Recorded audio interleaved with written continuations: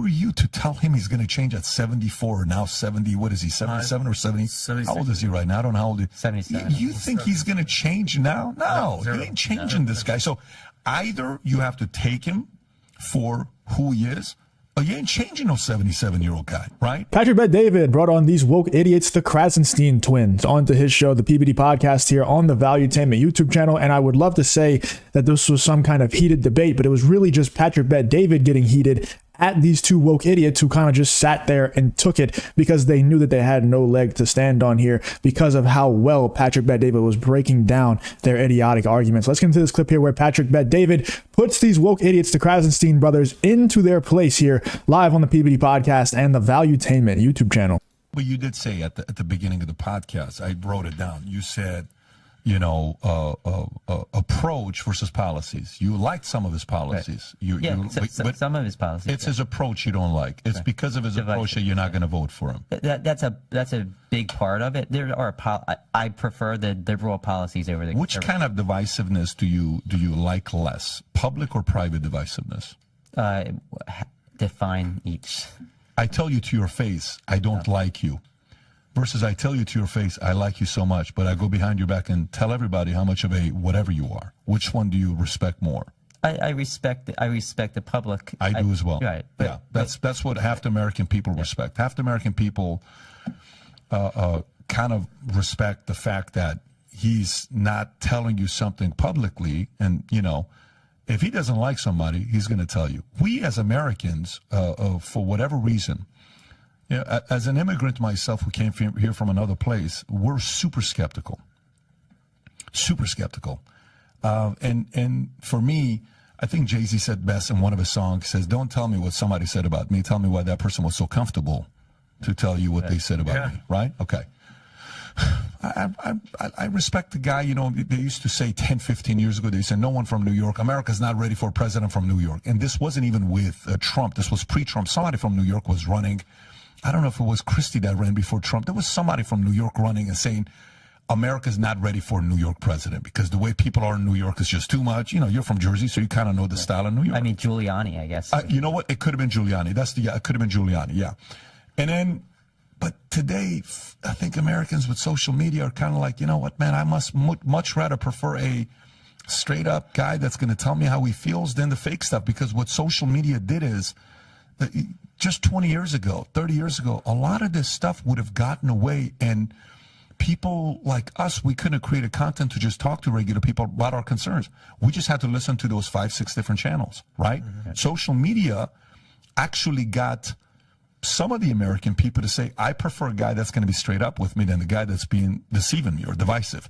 So, yeah, I mean, I can understand your point about being divisive, but man, we gotta. Yeah, no, I agree. Like that's facts as well. Like what Patrick Bet David is saying here. You look at what Joe Biden and Kamala Harris promised the people that they would do, and they did nothing. Like they did nothing but make the country worse. I mean, the one that sticks out to me the most when it comes to Joe Biden and talking about exactly what Patrick Bet David is talking about here, where Donald Trump makes promises and talks about people to their face, and then he's not going to say it unless it's true. He's not going to act like he likes someone unless he actually likes them. Whereas Joe Biden and these other politicians, most politicians out there, actually not just Joe Biden, make all these promises, say all this BS to people, and never actually follow through. And they're just lying to get in office. They don't care about anything else. They just want to get power, and that's all. And you look at, I mean, like I said earlier, the most standout promise that was never delivered on. Look at the student loan debt thing. Like, that was one of the most blatant lies of all time. Like, Joe Biden knew that was never going to happen. Kamala Harris knew that was never going to happen. Ed and Brian Krasenstein knew that was never going to happen. Everybody deep down, other than the actual college students who are too naive to actually know how the United States government works, which is ironic because they're in the school system that has failed them, but they don't even know how the government works enough to know that student loan debt would never actually happen. And he lied blatantly, knowing that was never going to happen, and then never followed through on it. And that's just one. Like I said, that's probably just the most notable one out of all of the ones that he has told. But whereas you have someone like Donald Trump, like PBD is saying here, who would just say it to your face, like, this is going to happen, this isn't going to happen. I don't like this person, or I like this person, and that's just how it is. And I'd much rather, and even these woke idiots here on the PBD podcast, Brian and Ed Krasenstein, are believing the same thing that Patrick Bet-David is saying. I will say I respect him speaking his mind, right? Like that's fine. I think that just some of the wording he uses and the things he says can divide us, and he could say it in a different way. I don't know if I disagree. I don't know if I'm going to sit here and say, oh, you're wrong and all this stuff. I totally get it. That's his wiring. You know how when Republicans say stuff like, if he would only stop them, who are you to tell him he's going to change at 74 or now 70? What is he, 77 or 70? 76. How old is he right now? I don't know how old he is. 77. You think he's going to change now? No, he ain't changing this guy. So either you have to take him for who he is, or you ain't changing no 77-year-old guy, right? So I get what you're saying, that maybe some of his words he says could, divide into all this stuff. Let's transition to a different thing. Can I bring up one little thing that you just said? And I think it's very important because, we are 5 dudes sitting around having a podcast. Men are way more comfortable hearing the straight up facts. Here's the fucking deal. Vinny, you look like shit today. Thanks, Adam. All right, you're good. I appreciate it. If you tell a girl that, she will lose her mind. Of course, the truth hurts. Okay? The truth hurts. And that's why, they say facts don't care about your feelings. Men are a lot more comfortable hearing, the tough news, the tough pill to swallow. Like, how'd you position the question? Would you rather hear the tough news behind your back or in front of your face? How'd you word it? That's also very true. It's not often that I agree with Adam, but this is very true. And if you look at all the marketing nowadays, it's all like, it's much more profitable to sell to women than it is to sell to men, because it's harder to sell men and easier to sell women. Because if, and then they always say, like, when it comes to relationships and stuff, men fall in love with what they see, women fall in love with what they hear. Women love to be lied to, and they love to be sold to, and they love to be told false promises to. And that's why women love Democrats so damn much, and why women vote Democrats so much, because they don't care as much about the actual facts and like what people actually do. This sounds so bad, but it's just the truth. They don't care about all that stuff. They care about what they're hearing and how good does it sound. And that's just the harsh reality of it. They don't actually care about the facts of the situation. They care about how good does it sound? How does it make me feel?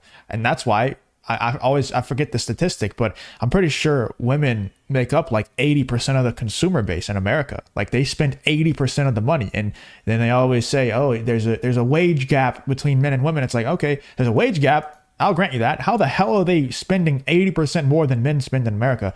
That doesn't make any sense to me if there's a wage gap at the same time. But like I said, I bring all that up just to say women fall in love with what they hear, men fall in love with what they see. So that's why women vote Democrat way more. It's way more skewed that women vote Democrat than Republican. So that's also a great point from Adam, which doesn't happen very often. Pat? Okay. So men are comfortable with that. That's why, by an overwhelming margin, men vote for Trump, right? Whereas most women cannot take the cold, hard truth, right? And they will, not want to hear the bad news. The whole thing with Trump was, the economy's going to shit, inflation's falling apart, gas prices, Afghanistan, everything you want to put, Ukraine, everything. Order. But no more mean tweets. Yeah. So the rhetoric is really the biggest problem, especially for women. I don't know if that's the majority of the reason why women don't vote for him. I think there's other reasons too, like abortion and Trump's comment about grabbing women, and I think there's other things at play there too. But if you enjoy content like this, then make sure you leave a like and subscribe to the channel. It really does help me out a ton. Let's get back to the video. Most people vote for personality, not policies. Yeah, most people. Would you agree? Yeah, I would. And they just can't handle his personality, and a lot of people can. I get it. I totally understand. But I mean, Biden doesn't have a personality. Zero. So, he doesn't even know. He doesn't even know what the hell he is. Would you acknowledge the only reason that Biden got elected was because he was not Trump? Yeah, exactly. Okay, absolutely. Nobody's rallying for Biden. Yeah. He's beatable. He's vulnerable. Nobody has Biden signs. Nobody's on the front excited lawn. about Biden. Zero. Yeah. It's just you've got 35% of the country that is obsessed with Trump. Nobody has that candidacy. Nobody has that. And you have 50% of the country that's like, yeah, I hate that guy. Yep. And it's a law of large numbers. Like, so Trump brings people to the polls. That's why we saw two record-breaking candidates. It's all because of Trump. Yeah, we went to the GOP debate. I said it once, I'll say it again. I don't know if I'm allowed to say this or not, but I love Trump. He's great and everything. I think when Trump is no longer eligible to run for president, that's going to be the best thing for the Republican Party. Not because I think Donald Trump is some poison to the Republican Party, but because the Democrats have only had a chance in these last couple of elections because they are running against Donald Trump.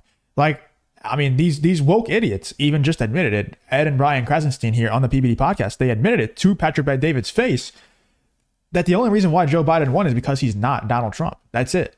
And that's the only thing that they have going into this next election as well. What has Kamala Harris even said that her hard stance is on anything? Nothing at all. She hasn't had a single policy position that she came out with because she knows she doesn't have to. All she has to say is, I'm not Donald Trump. And the Democrat voters will go out and vote for her because she's not Donald Trump. So whenever they don't have the scapegoat anymore, the boogeyman of Donald Trump, what are they going to say? They have nothing at that point. So I think Donald Trump not being able to run when that does happen, it's going to be the best thing for the Republican Party, because then you're going to have someone like Vivek Ramaswamy be the candidate who he's not white. You know, I don't think Vivek is Christian. I think he's Hindu. So it's like, what are they going to go after him for? I guess he's straight and he has a family, so they could go after him and demonize him for that. He doesn't, you know, maybe he hates gay people because he's not gay or something, but there's not going to be much. You know, he's much more like Obama, actual buttoned up politician, but he's also very anti-establishment. So whenever Vivek becomes the actual candidate for the Republican Party, it's going to be trouble for the Democrats for sure, because they're not going to have the Trump boogeyman anymore. And it was almost like, wait, the main fighter's not here? Like, we were just watching undercards, and it was cool to watch, but I was just like, it missed, like, you got like that personality. And Pat, if you're gonna go to somewhere, because I just wanted to ask, do you guys think we would be where we are today with all the, I mean, crime is ridiculous, the border, gun violence, inflation, recession, and at the end of the day, do you guys think the Russia situation would be happening? Because if Trump was this Russian asset, he's Putin's bitch, we heard all that. Does any of that happen? Like, he waited for Biden to come in to Putin to do his attack and everything. Do you guys think, and would Trump's presidency have changed any of that? It's hard to say. I don't know what Trump would have done. Would he have just said, we're siding with Putin, like, we're not going to get involved and let Putin take more Ukrainian land? I mean, he didn't really do much on Crimea, right? So I don't know. It could have gone many different ways. Well, like maybe there would be other concessions, and maybe Putin wouldn't have invaded. Yeah, you know, it's hard to say. It's hard, but it's weird though that nothing happened. We didn't hear nothing about. I mean, we heard Russia obviously, but nothing happened while he was in. And then once Biden was in, it was like, hey, it's attack time. You know what I mean? Yeah, but I mean, one could also argue that Trump was kind of siding with Putin on a lot of issues. So why would Putin do it then? Why not wait until another president came along? Like, if Putin went into Ukraine, we don't know how Trump would have reacted. And I don't think Putin would either, right? Like, I think Putin did know how Trump would react. I think Putin was scared of Trump. I mean, there's that story. We don't know if it's true or not, but I don't know why somebody would make this up. There's the story of Donald Trump sitting down with Vladimir Putin and said, if you invade Ukraine while I'm president, I'm going to turn Moscow into a crater. And I think if anybody, if Putin was going to believe anyone and be a little bit intimidated by anyone, or at least deterred from invading other countries, I think he'd probably be intimidated a little bit by Trump, not by Biden. I'll tell you that. It would never be Biden. Why the hell would you ever be intimidated by him? So that's a crazy statement from one of the Krasensteins. I don't even know which one this is, but let me know in the comments what you guys think about this Patrick Bet-David clip where he absolutely demolishes these woke idiot twins about the whole Donald Trump versus Kamala Harris and Joe Biden situation.